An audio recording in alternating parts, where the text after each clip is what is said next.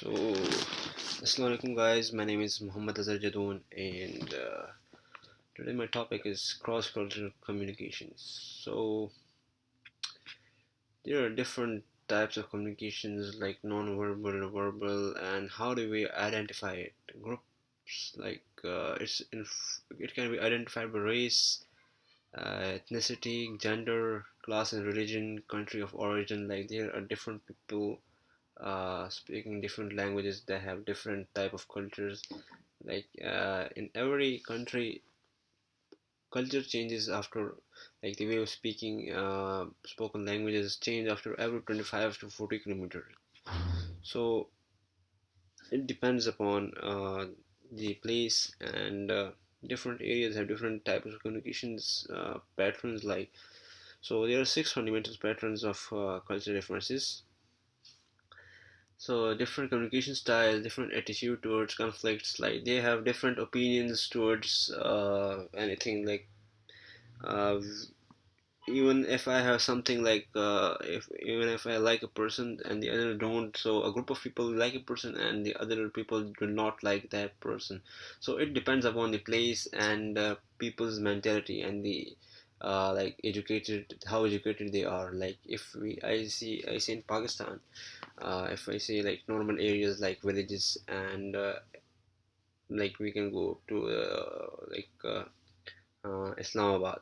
So in Islamabad, of course, there are more educated people, and they are good at, like, they're more advanced and more they have more knowledge, and their decisions will be more good than the people with in living in villages, because they have less knowledge of the issues and everything else, and their opinion differs, of course.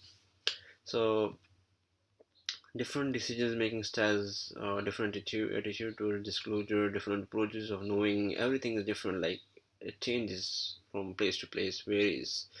Communications draw up on speech patterns, language, and non-verbal interactive messages. Say, so like if I say that there can be many signs used for different way of conveying messages. Like if I say this woman, like right here, she like have fingers like she like she can I can say that she's saying that what are you doing, or what are you saying, and other is laughing at her that oh, you did that, this, like it can different, it can convey different messages. Like they're happy, and they can be have a meeting or something else, like they are conveying message through glass. So there are different way of conveying messages. Cross cultural communication is a field studies that looks at people how from uh, is a field of study that looks at how people are from different cultural backgrounds communicate in similar and different ways among themselves, and how they endure to communicate across cultures. So they, like I said before, it depends upon their backgrounds and different, like everybody expresses feelings or want to tell something in different way. Like it can be every person's way of talking is different. So it differs from age, customs, ethnicity, country, value, gender. There are many things that differ communication. So important to companies due to growth of global. Why is communication like important? Like why should we know about different communication styles? Like if we are convening having business meeting, and we don't know if the other person's attitudes or something is like, how if some person is from Pakistan, the other is from England or America. So the Pakistani if I want to sell him something or I want to convey him something, so I should first know that what he would say about this matter, and what he have what their country is serious about that thing, or they need that thing. So everything matters, and the way of speaking also matters, that I should convey a message in that way that he's not offended. So it depends. So everything communications varies from place to place, as we already spoke about it. So why is it important? Like business opportunities, job opportunities, globalization, sharing views and ideas, talent and provision, understanding of diverse market.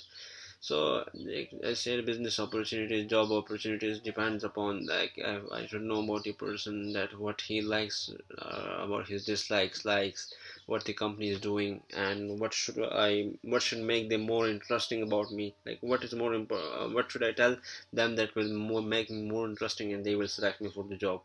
And globalization, sharing views and ideas, how I share the views, my views and my thoughts, my ideas. High was low content cultures, context cultures.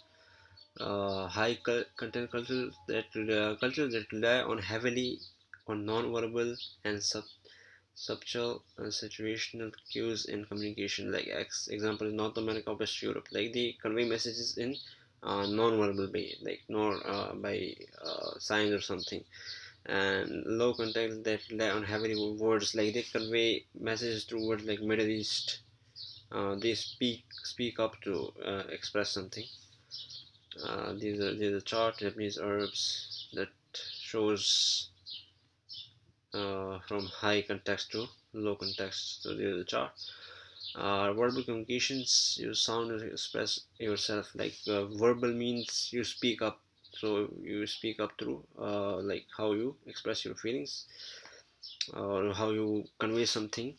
Includes face-to-face communication, telephone communication, radio, TV, like the radio talks and something, TV shows, face-to-face communication, talk to person face by face, like they both are talking to each other and looking into eyes. So the way of proper communication, non-verbal communication, communication through sending and receiving wordless clues, who's like including eye contact, gestures. Like we say that eye contact make person more confident in something.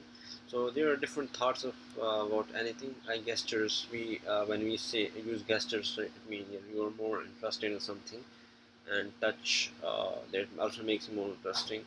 But in some cultures that is like uh, bad way of communicating, like touch. Voice, your voice depends upon something, like how serious, or like if I'm talking so slowly, yes, this and that. And if I'm talking like with great confidence, and my words are, my pitch is high, so it means that I want to convey that message. I'm more serious about that thing. Eye contact, like I said before, eye contact matters, like how you look in eyes, and a other person. In some culture it's rude, and some culture it's like show confidence. Like in US, eye contact, it generally signifies that you're interested in that person. Like you are serious about that thing or that person. That's why you are eye contacting. So like in US is a good thing. In Middle East, eye contact is much less common and considered less appropriate. Like I said before, in some areas it will be considered appropriate, and in some regions it's considered less appropriate. And many Asian, African, and Latin American culture, extended eye contact can taken as front and challenge of authority. Like you are more challenging authority, and you are not fearing and something like that. In Western, it's considered proper and polite to maintain almost eye contact. It's in Western Europe, it's like a normal thing. Eye contact is a normal thing, like it's polite. Like now you study about gestures. A moment of part of body, especially a hand or had to express an idea or meaning. So like if I say this thing, like this gesture, like it's perfect. This like it's not good, and it's like it's normal. Yeah, it can work. Like this gesture, like in Egypt, it will mean Egyptian language. It mean be patient. Italian, it mean what do you mean? In Greece, that's just perfect. So one gesture, and in three regions, it have different type of meaning. So uh, now we can understand that what is the value of these like words.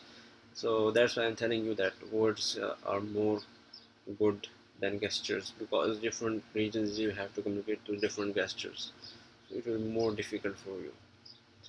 Touch, I can touch. About touch, Islam and Hinduism, touching with left hand is insulting. Like we shake hand, Muslims shake hand with the right hand.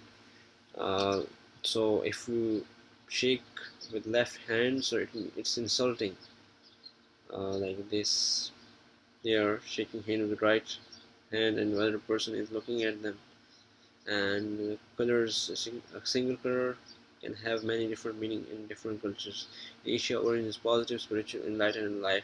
Like different colors depends. Like blue, if I think blue is a good sign in our country, Pakistan, like blue is considered positive thing. Like in Asia, it's orange is positive. In US, it is a color of road hazards, traffic delays, and fast food restaurants.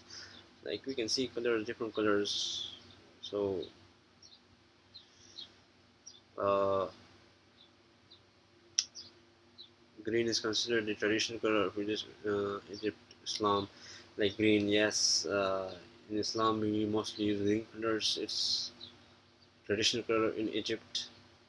Green is symbol of Ireland. Green is strong trend in Irish holidays. Uh, Patrick's Day. White traditional color of bridal dresses in Western cultures, like we see in movies or something. They wear white during marriages and when they are in church or something. China, blue color gift are associated with death. Like there are different meanings in different cultures. Clothing, traditional clothing is an important part of region's history and identity. Like the way of clothing depends.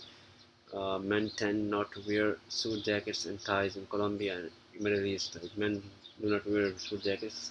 The traditional dress for an Indian woman is a sari. Like they wear saris in Indian traditional dress is sari. Gulf countries women have wear parda and compulsory for everyone who visits Saudi. Like in Saudi, parda is most important thing, and without like the women with no parda are like prohibited. They are prohibited to not come out of their homes without parda. Western countries, the women can wear what they want, and Western countries they can wear what they want, like whatever they need, they feel like. Like there are two pictures shown. They are working. They have covered themselves, and they are like wearing their own. They can do that. They can also do anything. Like they have no restrictions. Like that's all from my side, and I hope you understood.